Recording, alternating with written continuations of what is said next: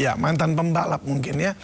Pemirsa, ada-ada saja ulah petugas kesehatan di Goa, Sulawesi Selatan. Bukannya untuk membawa orang sakit yang butuh perawatan, ambulans justru digunakan untuk urusan pribadi, yakni mengangkut sepeda motor yang akhirnya viral di media sosial.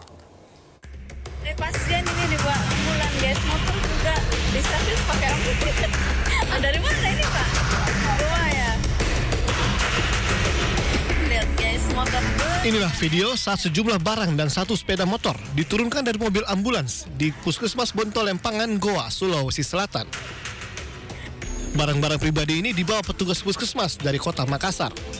Setelah diunggah ke media sosial, video ini langsung mendapat tanggapan warganet yang menyesalkan fasilitas kesehatan yang salah gunakan justru oleh petugas kesehatan. Bupati Goa, Husniata Lenrang, juga ikut geram dengan ulah petugas puskesmas tersebut dan akan memberikan sanksi tegas.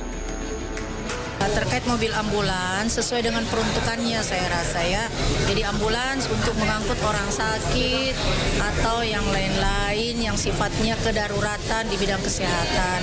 Di luar dari itu berarti namanya tidak sesuai dan bentuk pelanggaran yang tentu menjadi perhatian pemerintah, ya kita tegur, kita upayakan semuanya tidak akan terulang kembali.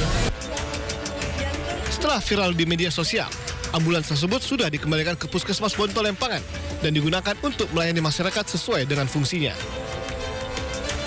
Dari Goa, Sulawesi Selatan, Bukma, iNews melaporkan. Petugas gabungan mendata warga yang tinggal di zona merah dan kuning radiasi di Kampung Barengkok, Cikande, Serang, Banten. Pendataan dilakukan sebagai langkah awal sebelum relokasi dilakukan.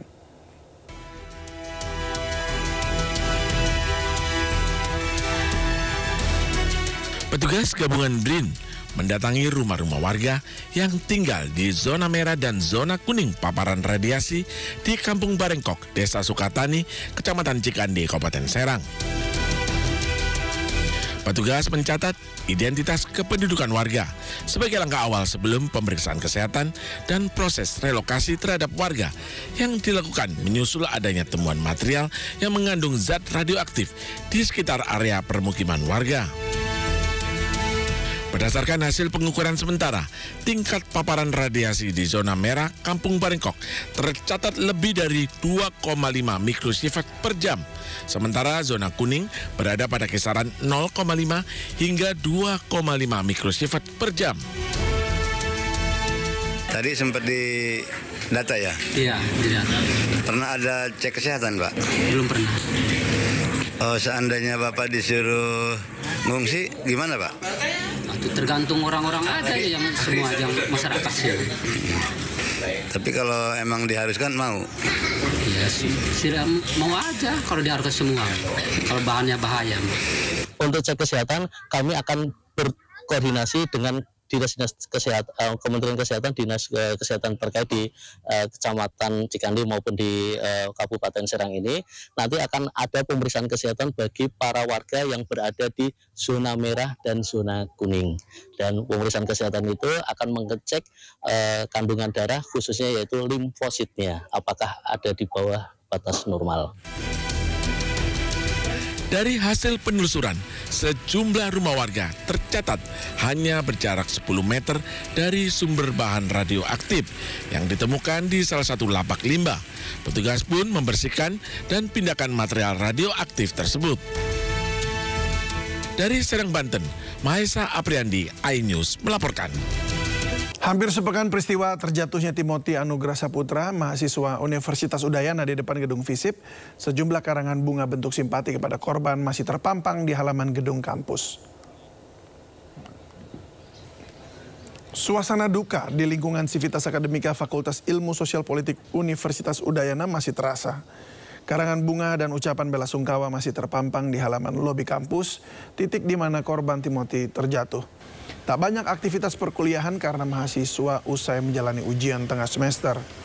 Kini pihak Rektorat Universitas Udayana menyiapkan lembaga konseling untuk mahasiswa yang mengalami permasalahan pribadi agar hal serupa tidak terjadi di lingkungan kampus Universitas Udayana.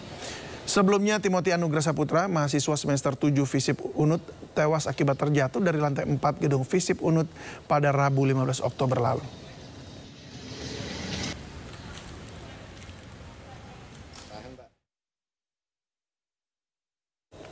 Ya, sebelumnya 19 saksi diperiksa polisi terkait dugaan perundungan dalam kematian Timothy, mahasiswa Udayana yang jatuh dari lantai 4 gedung kampusnya. CCTV di lantai 4 korban terakhir terlihat ternyata tidak rusak dan diharapkan bisa mengungkap misteri kematian Timothy. Bekerja setiap hari membuat hati murung. Namaku Timothy, asalku dari Bandung. Senang berkenalan teman-teman. Misteri kematian mahasiswa Timothy Anugrah Putra, mahasiswa semester 7 Fakultas Ilmu Sosial Politik Universitas Udayana, masih terus diselidiki pihak kepolisian. Sebanyak 19 orang saksi telah dimintai keterangan dari pihak kampus, ayah hingga sahabat korban. Terkait dugaan perundungan menjadi penyebab korban bunuh diri masih terus diselidiki. Namun dari keterangan sejumlah saksi termasuk sahabat korban, tidak pernah mengetahui Timothy menjadi korban perundungan. Karena korban termasuk anak yang pintar dan disegani kawan sangkatannya. Pembuktian apakah ada mungkin unsur perundungan atau pembulian terhadap korban sehingga mengakibatkan korban bunuh diri, nah itu masih dalam proses penyelidikan dari kami. Terkait bukti CCTV di lantai 4 lokasi korban diduga melompat, dari keterangan pihak polisi, CCTV tersebut tidak berfungsi sejak tahun 2023. Namun pihak kampus Universitas Udayana membantah kamera pengawas di lokasi rusak dan menyatakan CCTV di gedung FISIP berfungsi, namun ada lokasi blind spot saat peristiwa terjadi. Dari Denpasar, Indira Ari, iNews melaporkan. Pidana korupsi 78 triliun Surya Darmadi kembali dijebloskan ke Lapas Nusa Kambangan. Surya Darmadi tidak diberi ampun setelah kedapatan mampir ke kantornya usai persidangan. Terpidana kasus korupsi Surya Darmadi kembali dijebloskan ke Lapas Nusa Kambangan, Cilacap, Jawa Tengah. Lapas di tengah lautan itu dinilai cocok untuk Surya Darmadi yang nekat melanggar aturan dengan mampir ke kantornya usai persidangan. Sebelumnya dalam persidangan mantan pegawai menyebut Surya Darmadi kerap mampir ke kantornya tanpa pengawalan petugas lapas dan tanpa diborgol. Bos Duta Palma itu divonis 16 tahun dalam kasus penyerobotan hutan. Ia ditahan di Lapas Nusa Kambangan namun dipindah ke Lapas Cibinong atas alasan kesehatan. Kini koruptor yang merugikan negara 78 triliun itu kembali dijebloskan ke Nusa Kambangan bersama terpidana narkoba dan terorisme.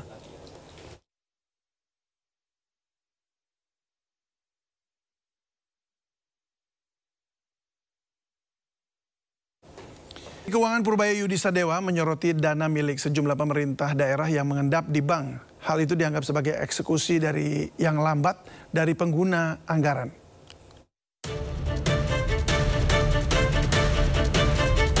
Banyaknya dana daerah yang mengendap di bank disinggung Menteri Keuangan Purbaya Yudi Sadewa dalam rapat pengendalian inflasi tahun 2025 di kantor Kemendagri Jakarta. Purbaya menyebut realisasi belanja yang lebih lambat membuat dana daerah menumpuk di perbankan hingga 234 triliun rupiah di bank. Ia mengatakan rendahnya serapan berakibat menambah simpanan uang Pemda yang nganggur di bank sampai 234 triliun rupiah.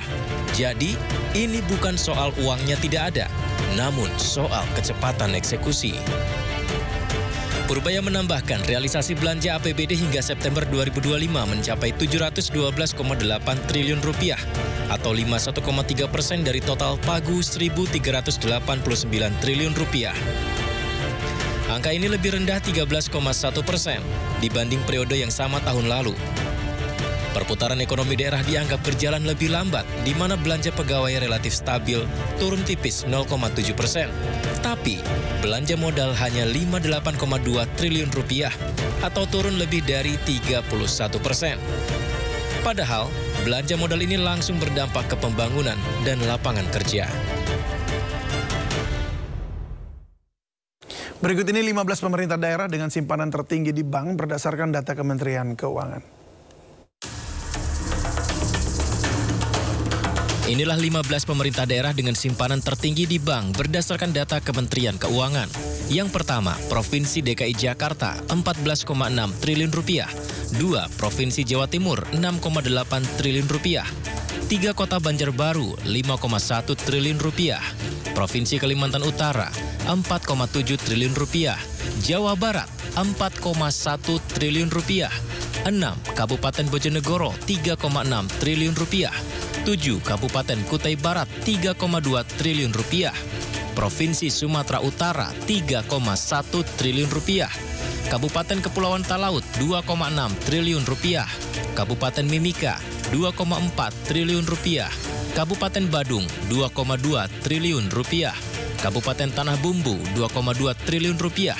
Provinsi Bangka Belitung 2,10 triliun rupiah. Ke-14 Provinsi Jawa Tengah 1,9 triliun rupiah dan 15 Kabupaten Balangan 1,8 triliun rupiah. Viral di media sosial, seorang emak-emak mengendarai sepeda motor menerobos jalan layang non-tol Kasablanka Kuningan, Jakarta Selatan. Jalan tersebut hanya untuk kendaraan roda 4 atau lebih. Berapa, Beh? 80. Ya, inilah seorang emak-emak yang mengendarai sepeda motor dengan kecepatan tinggi menerobos masuk jalan layang non-tol Kasablanka, Jakarta Selatan. Jalan ini seharusnya hanya untuk kendaraan roda 4 atau lebih. Aksi pengendara motor ini melanggar lalu lintas dan sangat membahayakan bagi pengendara motor dan pengendara lainnya.